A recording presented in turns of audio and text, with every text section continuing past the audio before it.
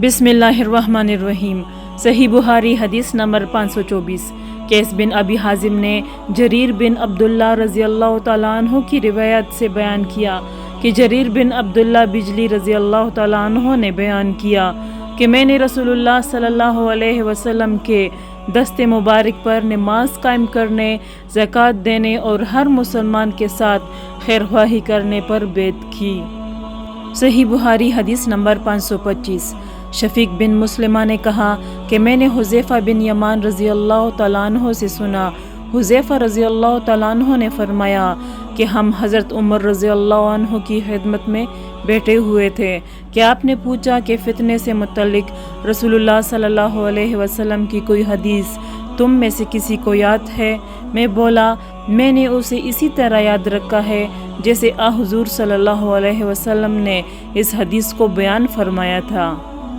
हज़रत उमर रज़ी अल्लाह अन्हु बोले कि तुम रसूलुल्लाह सल्लल्लाहु अलैहि वसल्लम से फ़तन को मालूम करने में बहुत बेबाक थे। मैंने कहा कि इंसान के घर वाले, माल, औलाद और पड़ोसी सब फितने की चीज़ें हैं और नमाज, रोज़ा, सदका, अच्छी बात के लिए लोगों को हुक्म करना और बुरी बातों से रोकना इन फितनों का कफ़ारा है।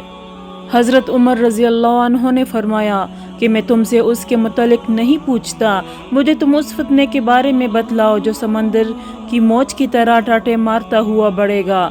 इस पर मैंने कहा कि या अमीरुल मोमिनीन, आप उससे खौफ ना खाए, आपके और फितने के दरमियान एक बंद दरवाज़ा है। पूछा, क्या वो दरवाज़ा तोड़ दिया जाएगा या सिर्फ खोला जाएगा? मैंने कहा कि तोड़ दिया जाएगा। हज़रत उमर रज़ी अल्लाह अन्हु बोल उठे कि फिर तो वो कभी बंद नहीं हो सकेगा।